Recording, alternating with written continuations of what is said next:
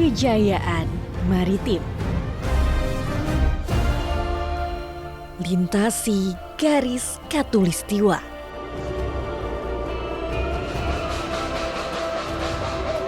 Ritual sakral.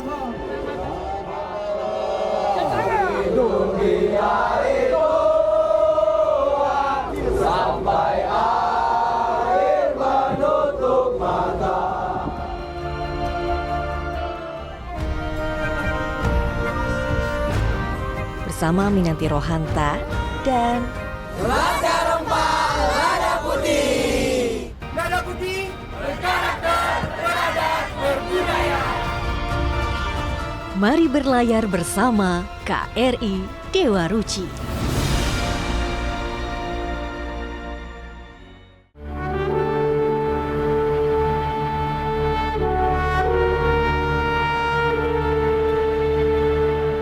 Pelayaran Muhibah Budaya Jalur Rempah tahun 2024. Lepas tali KRI Dewa Ruci.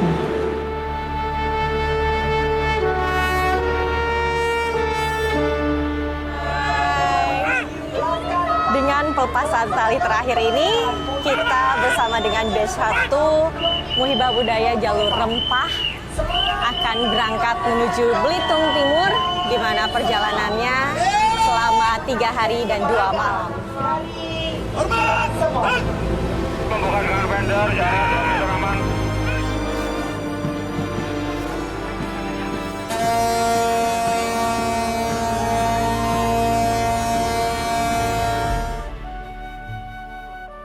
Perjalananku kali ini berbeda.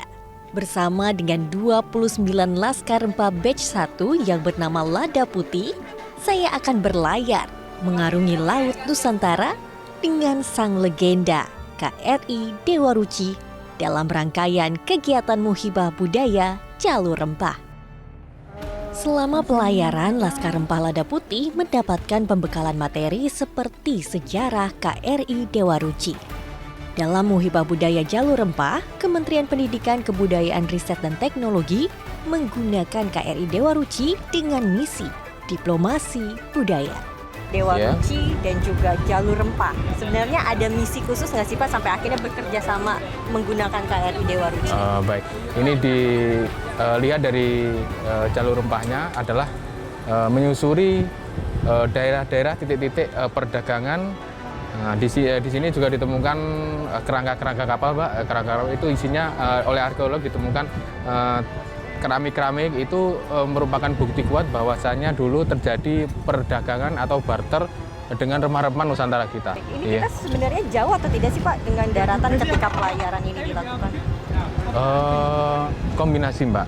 Jaraknya antara daratan sekitar 50 mil dari daratan, variasi, Mbak. Variasi. Itu tergantung kondisi. Tergantung kondisi kedalaman, kemudian jalur pelayaran yang telah ditentukan oleh Kemenlu.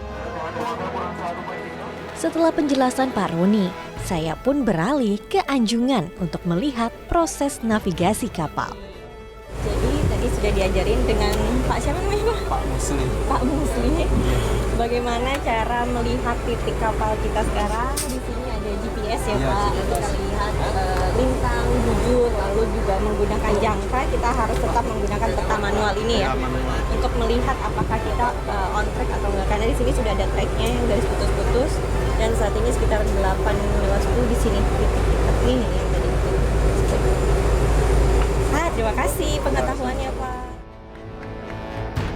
Muhibah Budaya Jalur Rempah 2024 ini memiliki tujuan akhir menjadikan Jalur Rempah sebagai warisan budaya dunia ke UNESCO. Dalam memperkuat pengetahuan Laskar Rempah, seorang pakar maritim yang turut ikut dalam pelayaran menceritakan bagaimana sejarah Jalur Rempah menuju Belitung Timur.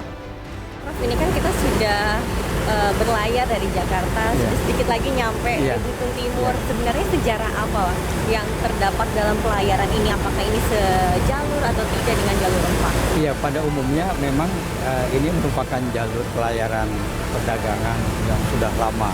berlangsung jauh sebelum orang Eropa datang. Ada Bugis, ada Jawa, ada Minang, Melayu, Nusantara. Jadi sebenarnya tidak hanya dagang, ekonomi, juga agama loh. Pertukaran budayanya atau masuknya agama atau rempah yang dimiliki Jepang itu Ya, ini kita bisa mundur ke masa Kesultanan Banten sebetulnya. Itu produksinya lada, itu sampai ke Lampung. Tapi itu juga nanti bersamaan dengan itu persaingan tuh ada dengan Palembang. Jadi bubble ini sebetulnya wilayahnya Sumatera, Palembang gitu. Makanya berarti produksi di Sumatera itu banyaknya lada. Lada. Pantai Timur ini nanti kalau teruskan kita dari Belitung nanti akan ke Riau. Ya. Nah, itu adalah pelayaran yang akan membawa lada. Dan itu diperebutkan kemudian oleh VOC dan EIC. Itu diperebutkan Inggris dan Belanda di sini.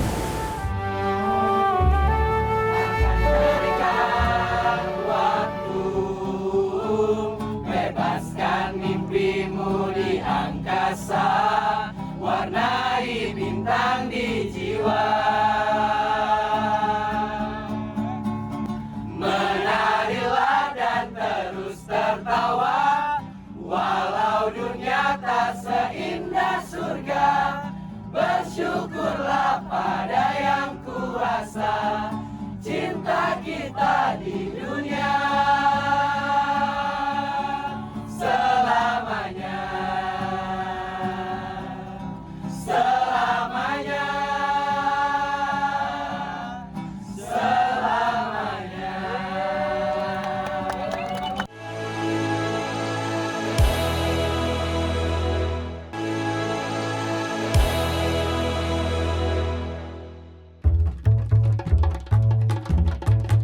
Perahu tradisional begitu erat dengan nelayan untuk menunjang mata pencahariannya. Di Belitung Timur, perahu tradisional atau cutter masih tetap digunakan, dipertahankan, dan dilestarikan. Di Pantai Burong Mandi, saya dan Laskar Rempah bertemu dengan pengrajin perahu. Cutter ini masih dibuat secara manual loh, travelers. Perahu ini tadi adalah perahu cutter, itu memiliki 2 sayap di samping kanan dan juga kirinya. Untuk step-step pembuatannya itu dimulai dari penebangan kayu yang digunakan bisa dari kayu sengon yang sudah berumur 20 tahun. Nah, kemudian kayu itu dipotong menjadi balok, kemudian baru diserut dalamnya menggunakan alat yang namanya rimbas. Itu proses pembuatannya berapa lama ya tadi ya? Sekitar 1,5 bulan. Iya. Tapi tahan untuk berapa lama nih? Tahannya bisa sampai 20 tahun tergantung pada perawatannya. Kali ini nelayan menangkap ikan kerisi yang memiliki gizi dan protein tinggi. Tangkapan nelayan tersebut langsung diolah ibu-ibu dengan cara dibakar menggunakan sabut kelapa di atas bambu. Tanpa menggunakan bumbu, tanpa dibersihkan, ikan ini pun siap disantap usai dibakar.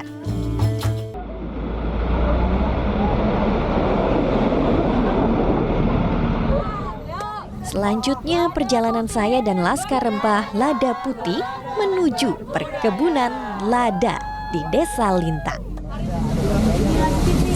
Jadi saat ini kita lagi perjalanan menuju perkebunan lada untuk melihat bagaimana proses penanamannya dan seperti apa sebenarnya biji lada tersebut untuk diproses. Lada merupakan komoditas yang dihasilkan oleh Belitung Timur. Kali ini saya dan Laskar Rempah pun berkesempatan ikut mencoba menanam lada bersama petani lokal.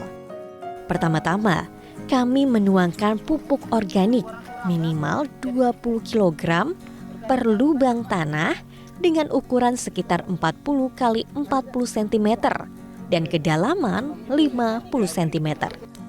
Kemudian campur dengan tanah yang telah digemburkan. Ya, kalau di dalam Bu, di dalam itu akar ini mau ke sini, makan ke sini. Kalau di atas kena panas 1 bulan mati. 1 bulan mati. Oke. Nah, harus dalam lah ini. Harus dalam. Terdapat 6.000 tanaman atau rumput lada di Desa Lintang. Lada akan dipanen sekali dalam 1 tahun. Usia tanaman yang siap panen yang berusia di atas 3 tahun. Jadi usahakan dalam penimbunan bibit ini, usahakan di sini agak tinggi. Nah, jadi tujuannya untuk mencegah air menghindari supaya tidak tergenang di tengah. Nah, gitu tujuan. Selanjutnya apa, Pak? Disungkup tuh ditutupkan. Tutup untuk menghindari panas yang berkepanjangan. Gitu. Nah, supaya bisa tumbuh dengan baik ya, Pak. Berarti bibit itu diambil dari pohon yang sudah jadi, dipotong di bagian apanya? Di bagian akar. 6-7 akar perakaran. Mengutip dari Historia, perjalanan tanaman lada di Belitung baru dikembangkan pada zaman Hindia Belanda dengan terapan tanam paksa. Mulanya, lada diperkenalkan oleh Demang Abang Ali Muhammad Ali di Pulau Bangka pada tahun 1860. Ia pun mendatangkan bibit lada dari Lingga, Kepulauan Riau.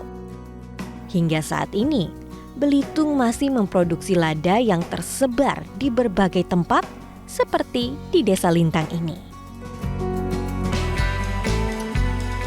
Menutup hari, kami mengunjungi sebuah pantai yang terkenal dengan bentuk batunya. Inilah geosite Batu Pulas. Posisi batu granit besar ini seperti tertidur. Sedangkan pulas merupakan nama dari sebuah pohon. Pesona indah batu granit khas Belitung menjadi salah satu warisan geologi yang menarik perhatian kami dalam balutan senja dan deburan ombak. Pelayaran kami lanjutkan menuju Kepulauan Riau, mulai dari Dumai hingga Siak. Setelah pelepasan di Belitung Timur, akhirnya kami tim jelajah rempah batch 1 akan melanjutkan pelayaran dari Belitung Timur menuju Dumai selama 4 hari. Kita akan masuk dulu ke atas kapal. Seperti apa perjalanannya? Apa saja budaya yang ditemukan?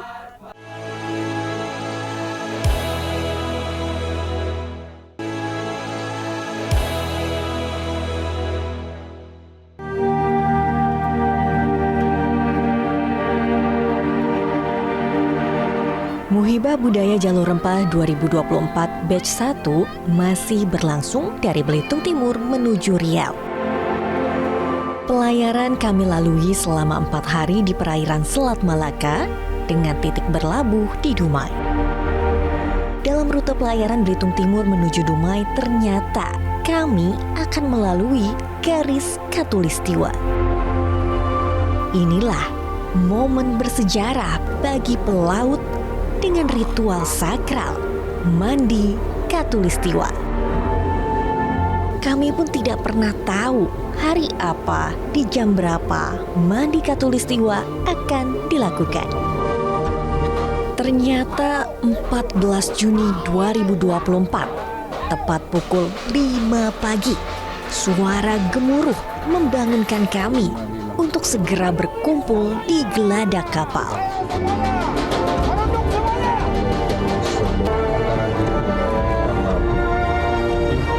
Siapakah yang banyak menyuapi Anda?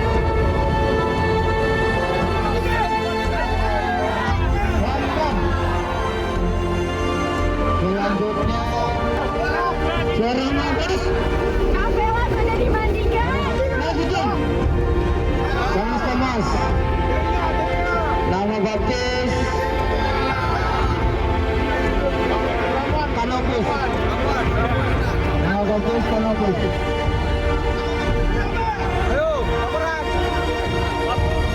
Anggota TNI AL berlakon berbagai peran.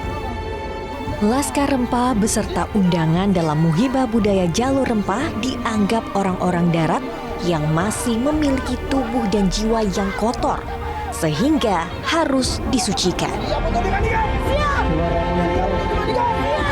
Jadi inilah prosesi mandi Khatulistiwa di mana tadi kita melintas benar-benar di garis Katulistiwa kita dibawa nyemir dengan suara yang sangat kencang, lalu disuruh keluar kamar, langsung jalan jongkok menuju geladak kapal. Lalu kita disiram dengan air, dan ini adalah proses mandi atau disucikan mandi Katulistiwa. Dan kita harus menghadap Dewa Neptunus untuk melaporkan kalau kita sudah dibaptis istilahnya dan diberikan nama dengan air kembang, kapor, lalu kita minum air rawa. Dan ini prosesi masih terus berjalan. Usai mandi Katulistiwa, saya pun penasaran terkait dengan ritual sakral ini. Itu sebenarnya suatu tradisi bagi para pemula atau pelaut-pelaut muda seluruh dunia yang dilaksanakan pada saat pertama kali melewati garis Katulistiwa supaya menimbulkan kebanggaan terhadap profesi sebagai pelaut.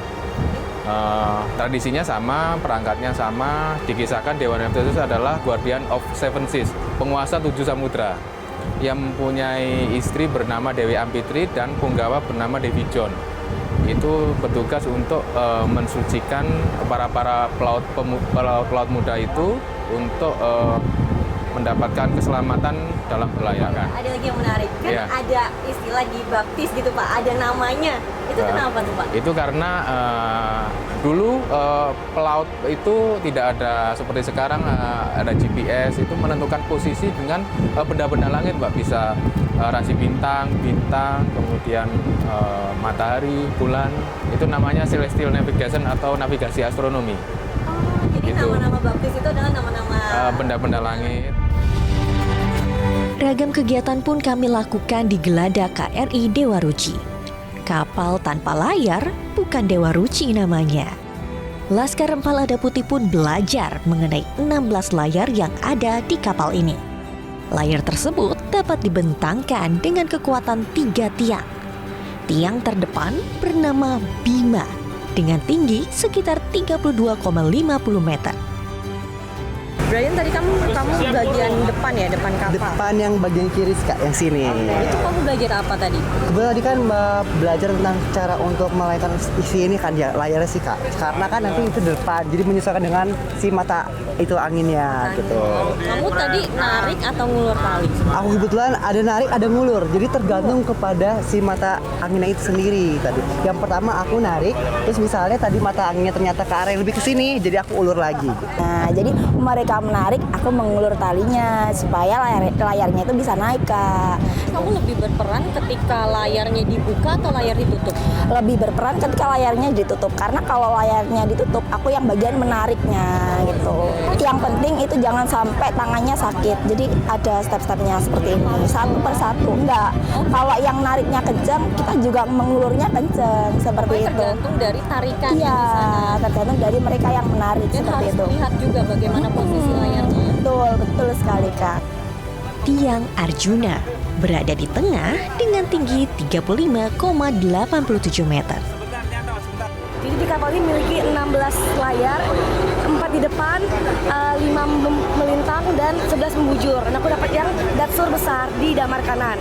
Aku belajar cara menarik dan cara mata anginnya. Jadi jika anginnya ke kanan berarti tugas aku untuk menarik atau tarik di damar kanan. Tapi jika anginnya ke arah kiri, maka aku akan tetap menjaga tapi pelan-pelan untuk melepaskan tali damar kanan. Dan yang paling belakang yaitu Yudhistira yang memiliki ketinggian tiang 33,25 meter.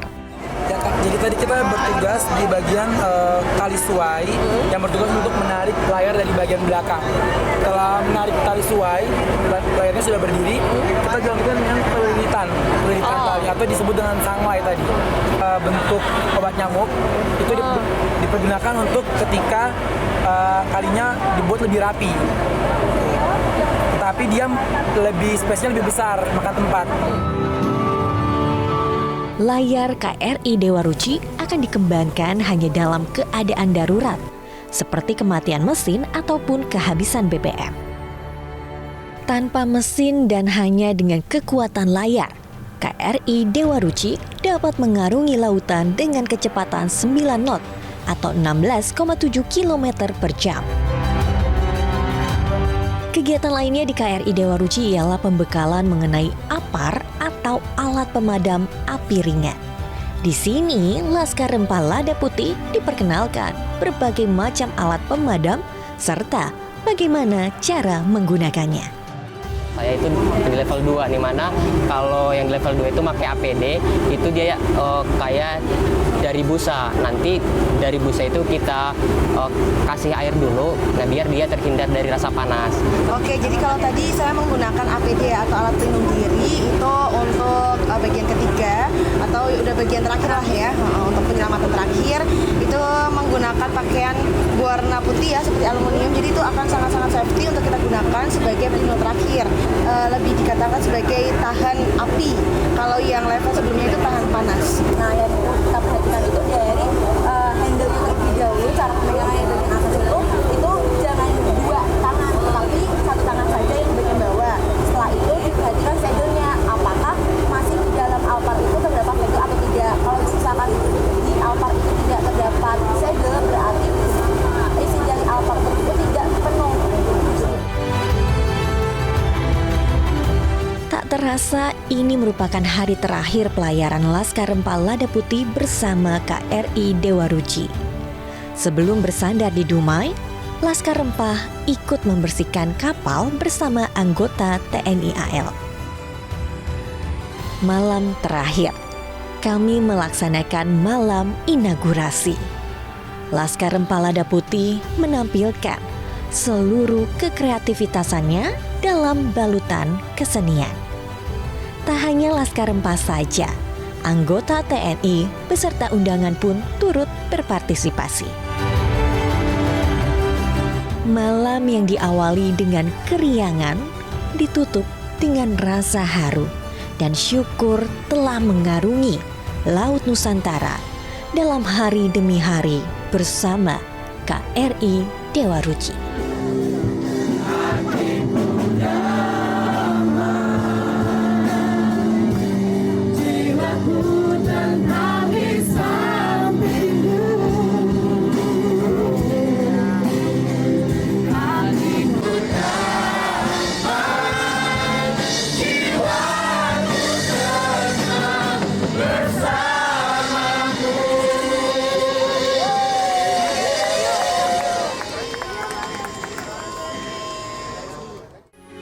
Metro TV. Jelajahi cara baru mendapatkan informasi. Download Metro TV Extend sekarang.